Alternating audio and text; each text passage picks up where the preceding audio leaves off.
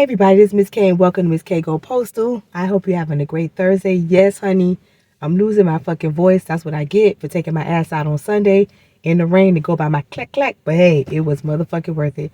But don't worry, I'm gonna be on Saturday night. Don't worry, I will be there. So don't calm yourself down. Calm yourself down. I came outside to go ahead and give y'all some information really, really quick so I don't lose the rest of my little voice that I have about the new benefits plan that's going to be for 2025. So I don't know if you guys heard or not. Let me put on my readers. And we early on this, so I'm just letting y'all know because the office of the OPM has already released this information so that people can go ahead and start preparing for open enrollment for this year for 2025. So as you all know, what we have is the Federal Employees Health Benefits Plan. So all the plans that you choose, they're under FEHB. But starting in 2025, it will no longer be called the FEHB. It will be called the Postal Service Health Benefits Program. So what that means is that a lot of the carriers that we have currently have been given directives in regards to how they want to coordinate benefits with them, with us being postal or federal employees. Okay. This is mostly going to affect those people who are, excuse me, y'all, those who are on Medicare or Medicare Supplement and Part D. And Part D is for your prescriptions. For those of you youngsters, y'all don't know nothing about that. But for those old timers, they know what that means. And for a lot of them, this is a significant piece of information because remember, a lot of people, especially those on Medicare, they need to get the cheapest prescriptions as far as copay wise available. So they went ahead and released this information as of today, as a matter of fact. I think it was yesterday. So what this is doing is that they're outlining their focus for the next year, which is 2025, on their Medicare coordination and how federal annuitants will receive prescription drug coverage. So remember, the way it was structured before, and this year, 2024 is fine. There are not going to be any changes as of right now. But when open enrollment starts in November, they are going to have different changes. So that's why you need to go ahead and see what's going on. As particularly for those people who are on a particular type of what they call maintenance drugs. That's usually high blood pressure. If you're on some type of insulin, metformin, whatever it is that you need, that you take daily as a maintenance drug, make sure that you check your current plan and also check your plan when there's open enrollment to see how that's going to coordinate as far as cost and copays. So what the OPM wants, and they're advising the carriers, is that they want them to provide an enhanced outreach on how Medicare coordinates with the FEHB plan, which will now turn into the PSHB plan benefits. So the content is not specifically defined as of yet, but it should be defined prior to open enrollment. And this is for enrollees through multiple communication channels, especially for those who are auto-enrolled in Part D prescription drug plans, or those who choose to enroll in a Medicare Advantage plan. Now, for some of you guys who don't know what a Medicare Advantage plan is, because you might not be of that age, a Medicare Advantage plan is when you go ahead and you decide to, or you're forced, because in many cases, your employer may not want to cover you past 62 or 65. They will kick you off of their insurance and say you are entitled to Medicare and Medicare benefits. So what people will do, they'll get what they call a Medicare Advantage plan, which means that you pick a carrier that carries Medicare for them. So, excuse me. So it'll be like Cigna, Aetna, Blue Cross Blue Shield, whichever one, they'll have a Medicare Advantage plan. So it's Medicare benefits, but through that particular carrier, and they give you a little bit extra more because you're through that carrier. So that this will specifically affect those people who do that. If you are not an old timer and you are on Medicare, because you don't have to be an old timer to be on Medicare. You may have a particular sickness or illness, and sometimes you are assigned Medicare for coverage.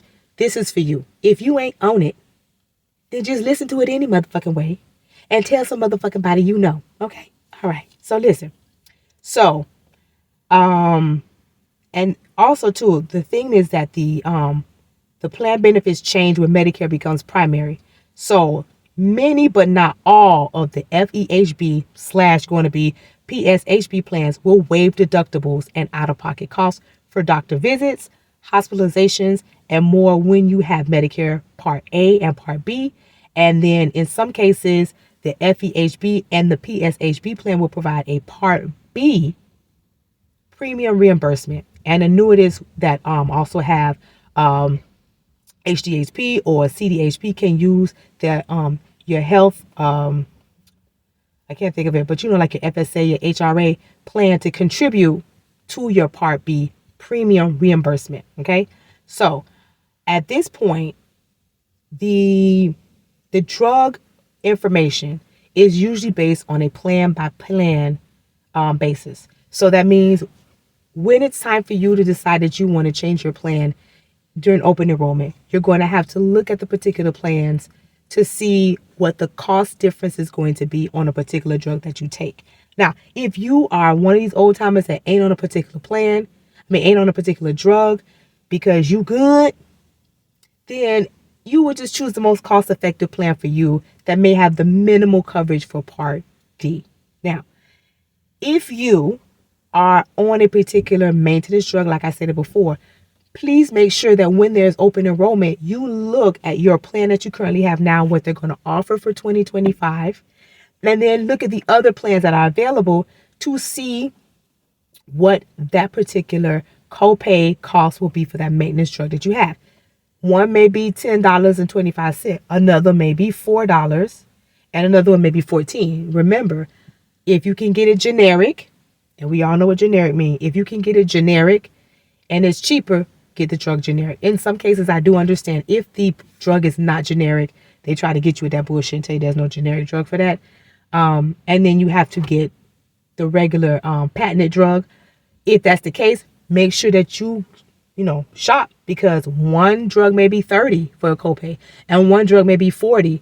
But if you get to another insurance company, it might be $20. So just make sure that you take a look at that when it's time for it. I know it's early. It's only February, but baby, it's about to be March.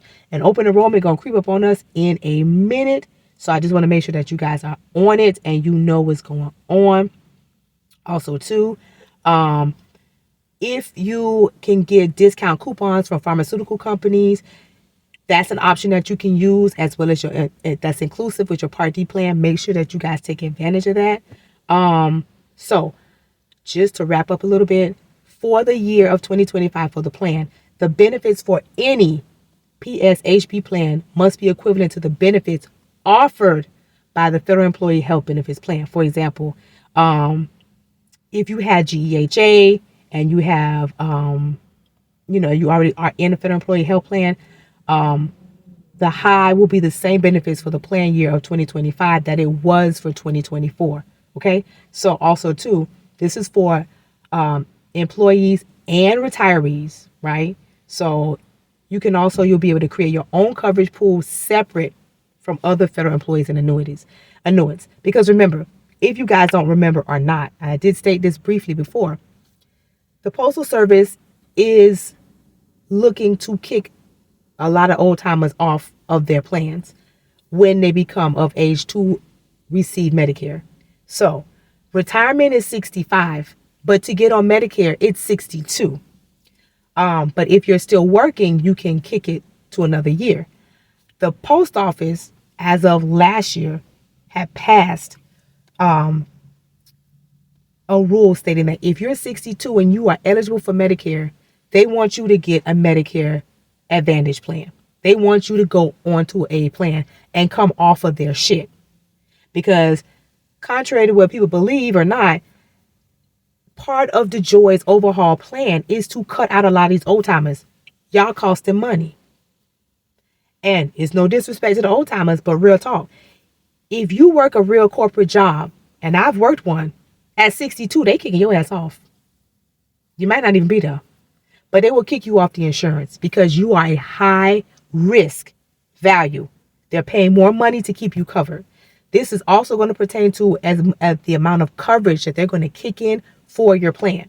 So as of last year, and it actually started in 2021, the information was circulated around. They didn't let people know like they should have, but it did come down that they were going to change the way many people who are close to the age where they can receive Medicare. This is not retirement. This is for you to receive Medicare benefits. They don't want to keep covering you guys on their shit anymore. They want you to get a Medicare Advantage plan. And they're pretty much kicking you. This is a way of them doing that. To slowly start moving y'all. Because in the corporate world, in the regular world, your ass got to get off at 62. You can't stay here no more.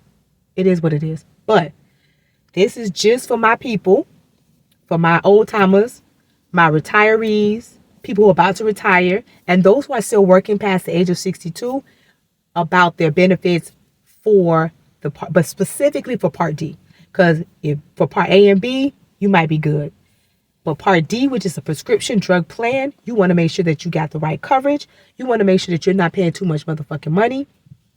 And you need to make sure that whatever insurance plan opens up when we have open enrollment that comes up and whatever they ask you for, make sure you do your homework and verify what it is that you need and what drugs that you're on that's going to be able to be most cost effective for you, especially if you're in an auto enroll plan. Because auto enrollment for many prescription drugs, they are actually cheaper than just going to the pharmacy and getting it. And we should know because we do what? We transport medications and deliver them. So just to give you a little bit of that information if I lose my voice again, if you guys want to see the benefits, or if you want to see the article itself, it actually came out yesterday. And if you want to, you go onto the governmentexecutive.com. That is on there as well. You can go ahead and read that and pull up, I believe, the formulary to look at it. But just be on the lookout. Yeah, I know it's early, but you know what Miss K tell y'all, right? I give y'all the information so you can do what? Put it in your motherfucking toolbox, baby, so you can use it. What the fuck? Come on. All right now. So, I hope y'all have a great rest of y'all Thursday. Hopefully, I'll regain my voice. Because last night, I couldn't talk for shit. That's how I sounded. I was just like that. But hopefully, it'll get better. So, have the rest of your great Thursday.